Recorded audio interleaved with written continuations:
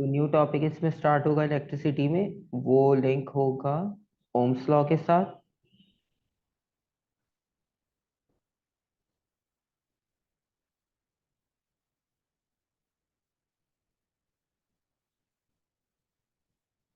क्योंकि हमने रेजिस्टेंस का फॉर्मूला भी देख लिया, रेशियो होता है वो वोल्टेज और इलेक्ट्रिक करंट का। और अब हमने उसमें ये देखना है, क्योंकि अब मटेरियल पे भी डिपेंड कर रहा है वो, तो मटेरियल का भी इसमें इफेक्ट होगा। और अगर आपके पास नॉर्मली हम देखते हैं कि जब बहुत हमारे पास हाई टेम्परेचर होता है, तो हाई टेम्परेचर पे अप्लायंसेस भी जल्दी हीटअप हो जाती, क्योंकि एक तो उन्हें बाहर से टेम्परेचर बहुत हाई मिल रहा है, फिर इंटरनल रेजिस्टेंस की वजह से भी टेम्परेचर आपके पास इंक्रीज होता है और रेजिस्टेंस पे इफेक्ट आता है। ठीक है, तो हम वोल्टेज और इलेक्ट्रिक करंट कैसे फाइंड कर सकते हैं, और इक्वेशंस हम कब यूज कर सकते हैं, फॉर्मूला कब यूज कर सकते हैं, तो वो सारी चीजें जो है वो ओम्स लॉ ने एक्सप्लेन की। और ओम्स लॉ ने एक्सप्लेन इस तरह से किया इसको कि वोल्टेज जो है वो डायरेक्टली प्रोपोर्शनल होगा इलेक्ट्रिक करंट, मतलब जितना वोल्टेज सप्लाई कर रहे हो उतना ही आपको इलेक्ट्रिक करंट की वैल्यू हाई मिलेगी। सिर्फ वहां पे दो चीजों का हमने ख्याल रखना होता है, और वो दो चीजें आपके पास इस तरह से होगी कि अगर हम इसको पहले एक्सप्लेन करते हैं, तो इसकी एक्सप्लेनेशन इस तरह से होगी कि वोल्टेज जो है वो डायरेक्टली प्रोपोर्शनल होगा। एक तो वोल्टेज इज डायरेक्टली प्रोपोर्शनल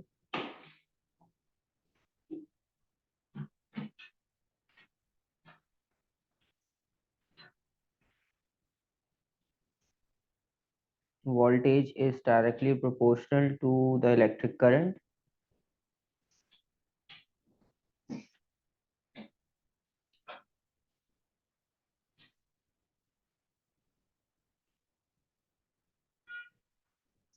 और उसके साथ उसने कंडीशन ये बताई कि अगर आपके पास resistance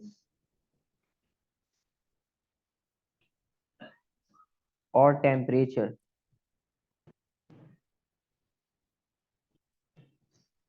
the temperature and the physical condition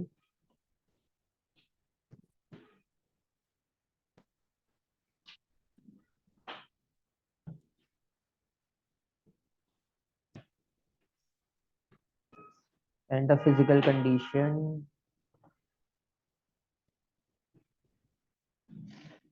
of the conductor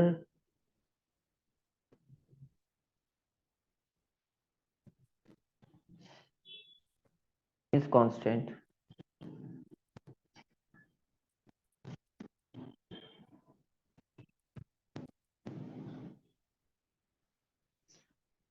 तो यहाँ पर आपके पास दो कंडीशंस आ गई कि वोल्टेज तो डायरेक्टली प्रोपोर्शनल होगा इलेक्ट्रिक करंट के। ठीक है, जितना हम वोल्टेज सप्लाई कर रहे हैं उतना ही आपके पास इलेक्ट्रिक करंट की वैल्यू होगी।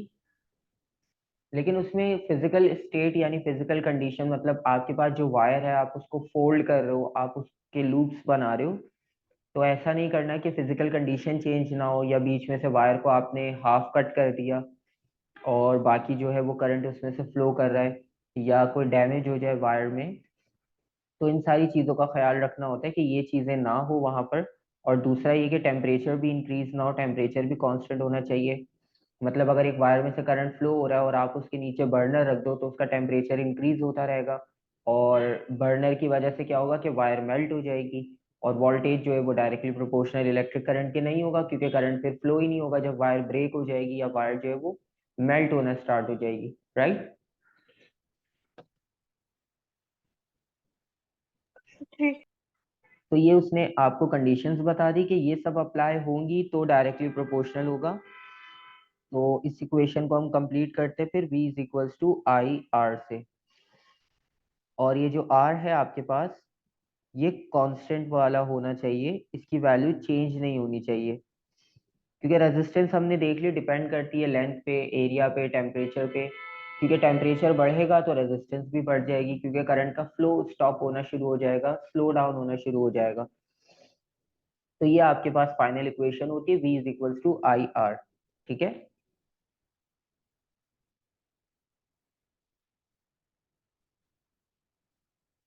तो ये हमारे पास इक्वेशन आ गई कि v is directly proportional to I अगर R कांस्टेंट रहता है, यानी फिजिकल स्टेट और टेम्परेचर। तो ये इक्वेशन आपके पास बहुत यूज होगी हमारे पूरे इस चैप्टर्स में, क्योंकि इसमें हमारे पास तीनों क्वांटिटीज का लिंक है। और इसकी फिर आप ग्राफिकल रिप्रेजेंटेशन अगर देखो, तो ग्राफिकल रिप्रेजेंटेशन भी इसकी किस तरह से होगी। आपको पता है कि जब डायरेक्टली प्रोपोर्शनल का ग्राफ बनता है तो ग्राफ किस तरह से बनता है, एक स्ट्रेट लाइन बनती है, क्योंकि हमने speed time distance time graph में देखा ही है।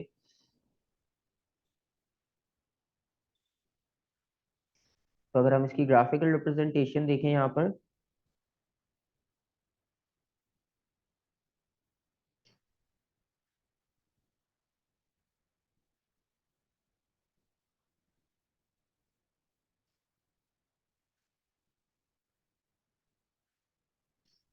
और फिर आप ग्राफ से भी वैल्यू कैलकुलेट कर सकते हो।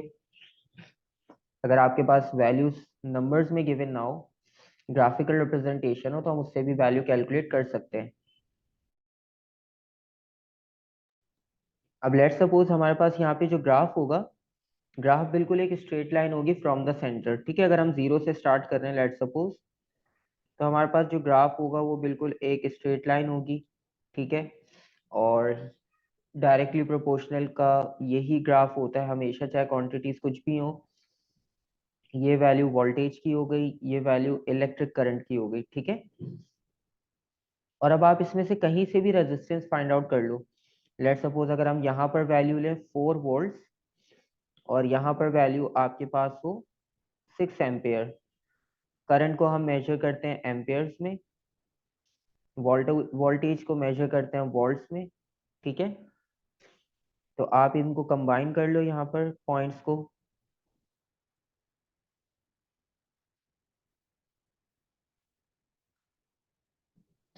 तो इस पॉइंट से हम रेजिस्टेंस निकाल सकते हैं। तो रेजिस्टेंस की वैल्यू क्या होगी यहाँ पर,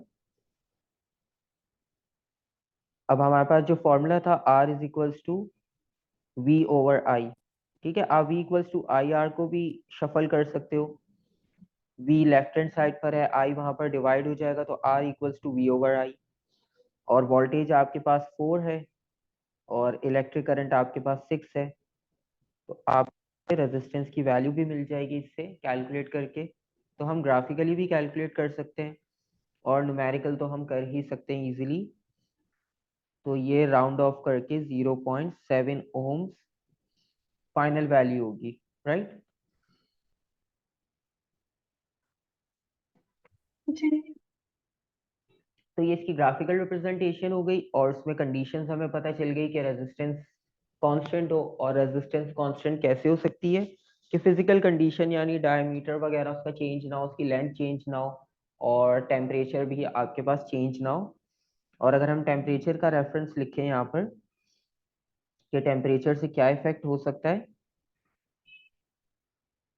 क्योंकि टेम्परेचर की क्वांटिटी को फॉर्मूला में इंक्लूड नहीं किया अभी फिलहाल, क्योंकि वो हमारे अभी सिलेबस में नहीं है कि टेम्परेचर हम उसको सॉल्व करें।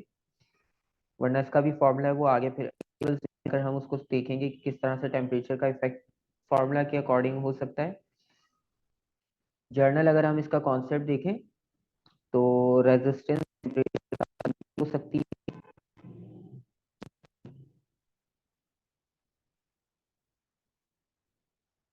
रेजिस्टेंस विल इंक्रीज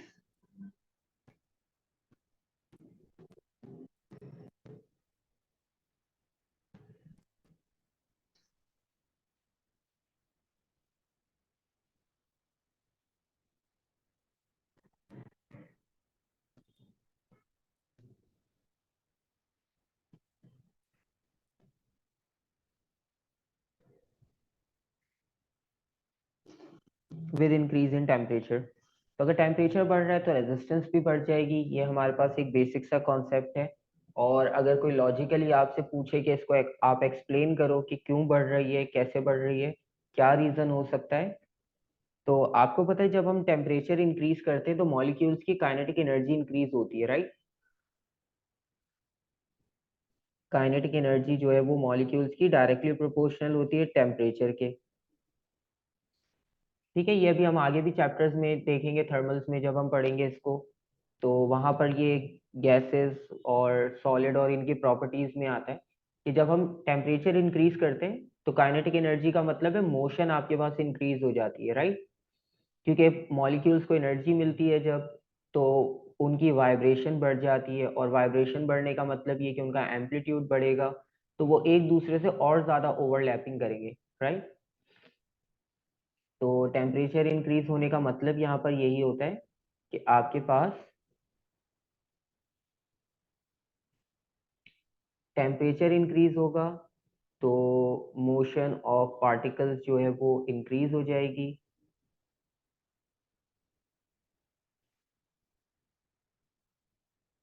और मोशन ऑफ पार्टिकल्स इंक्रीज होने का मतलब ये है वहां पर फिर ओवरलैपिंग स्टार्ट होगी।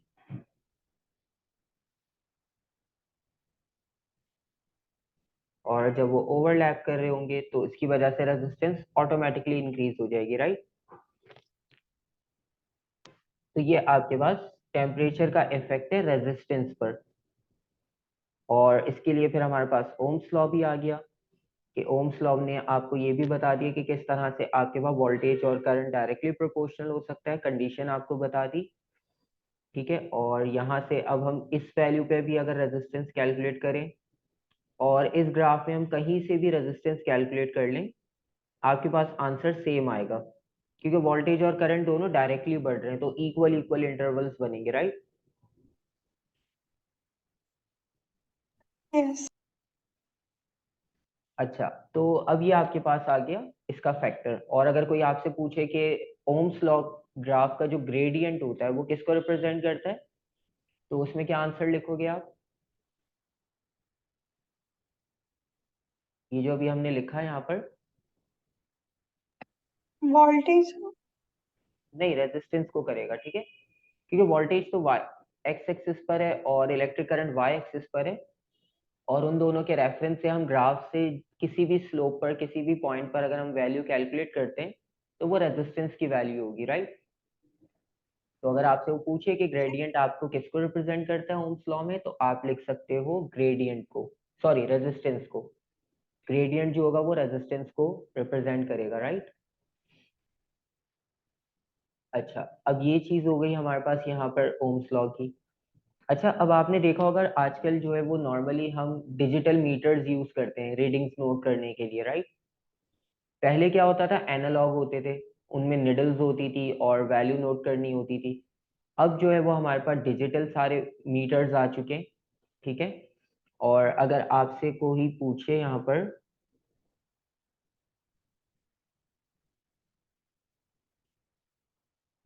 कि अब हमने मेजरमेंट करनी है, तो जब हम सर्किट कंप्लीट कर लेंगे अपना, तो उसमें कुछ ना कुछ तो ऐसा होना चाहिए जो वैल्यू को नोट करके बताए, क्योंकि हम फिजिकली तो नोट नहीं कर सकते खुद से, क्योंकि चार्जेस का फ्लो हमें नजर ही नहीं आता, हम उसको ऑब्जर्व ही नहीं कर सकते।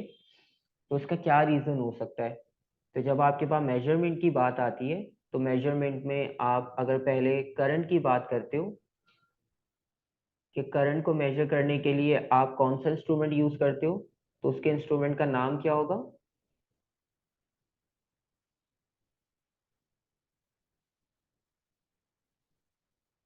हम उसके लिए एमीटर यूज करते हैं, ठीक है। और अगर दूसरा कंपोनेंट हमने कैलकुलेट करना हो, लेट सपोज हम वोल्टेज की बात करें,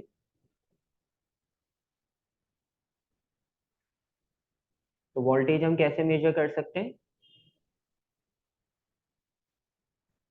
उसके लिए हमारे पास होता है वोल्ट मीटर। अच्छा, अब ये एम मीटर और वोल्ट मीटर जो है ना, ये डिजिटल भी हो सकते हैं और एनालॉग भी हो सकते हैं, ठीक है।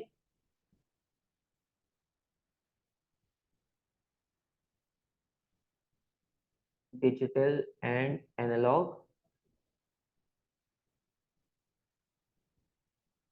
तो दोनों तरह के जो है वो मीटर्स यूज किए जा सकते हैं, डिजिटल भी और एनालॉग भी, ठीक है। पहले ज्यादातर एनालॉग थे, क्योंकि डिजिटल इतनी सारी चीजें नहीं हो पाई थी, तो सब एनालॉग रीडिंग नोट करते थे। और अगर आपने देखना हो कि एनालॉग और डिजिटल में क्या डिफरेंस है, तो अगर हम यहाँ पर एम मीटर को देखें, एम मीटर वोल्ट मीटर का shape में और उनकी प्रेजेंटेशन एक जैसी होती है, बस दोनों का काम डिफरेंट होता है, और उनकी थोड़ी सी अलाइनमेंट चेंज होती है।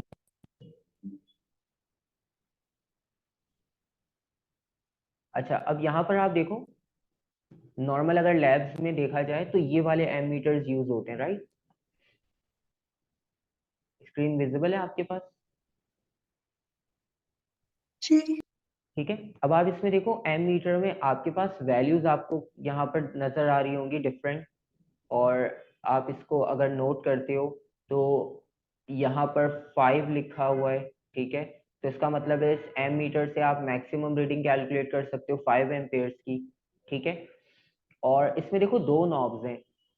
देखो नेगेटिव का एक ही एंड दिया हुआ है और रेड दो दिए हैं यहाँ पर। और इसका रीजन ये है कि यहाँ पर वैल्यू अगर आप देखो तो यहाँ पर 1 लिखा हुआ है, और इस वैल्यू को अगर हम देखें तो यहाँ पर 5 लिखा हुआ है। तो इन दोनों में डिफरेंस ये है कि आप इससे दो रेंज यूज कर सकते हो। ठीक है, मतलब अगर आपको माइनर करंट की वैल्यू मेजर करनी है तो आप उसको कहाँ कनेक्ट करोगे? प्लस वाले टर्मिनल को 1 के साथ। ठीक है, और अगर हमारे पास करंट की वैल्यू हाई है 1 से, तो फिर हम उसको किस टर्मिनल में कनेक्ट करेंगे?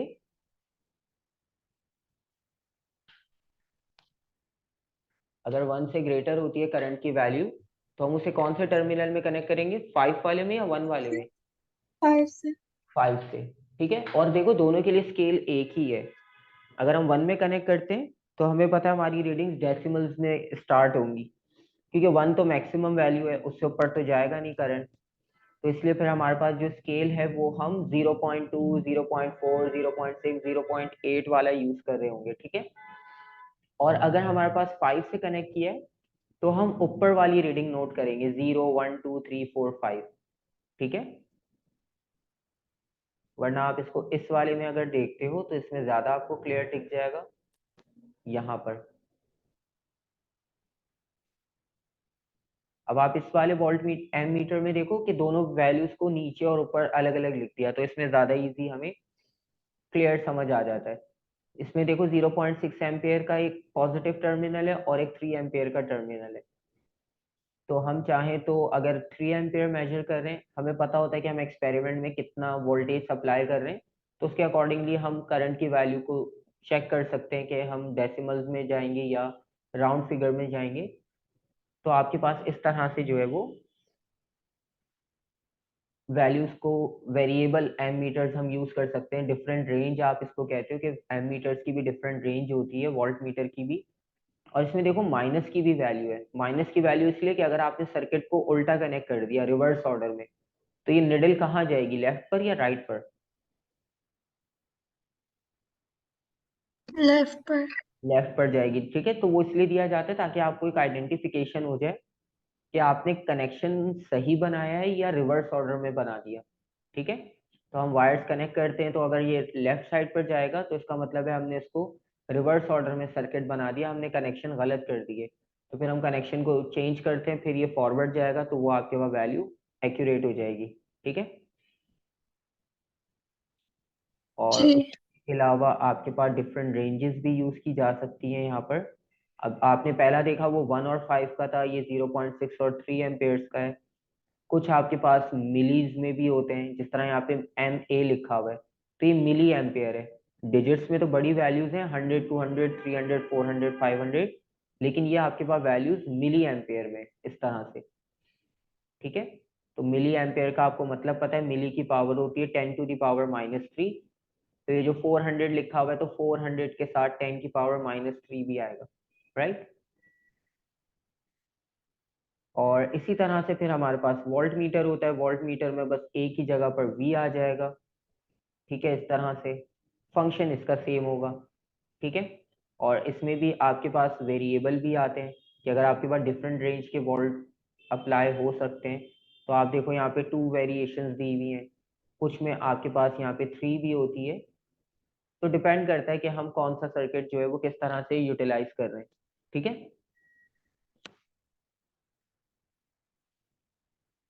कोई कंफ्यूजन? नहीं।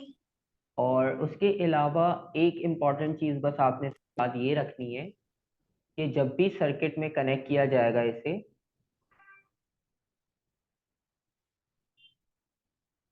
अभी हम कॉम्बिनेशन पढ़ेंगे नेक्स्ट उसमें, लेकिन अभी फिलहाल आप इतना याद रखना है कि एम मीटर को जब कनेक्ट किया जाएगा तो वो सीरीज में होगा। सीरीज का मतलब ये कि एक एंड उसका बैटरी के साथ होगा, दूसरा एंड उसका किसी कंपोनेंट के साथ होगा। और जब वोल्ट मीटर को कनेक्ट करेंगे,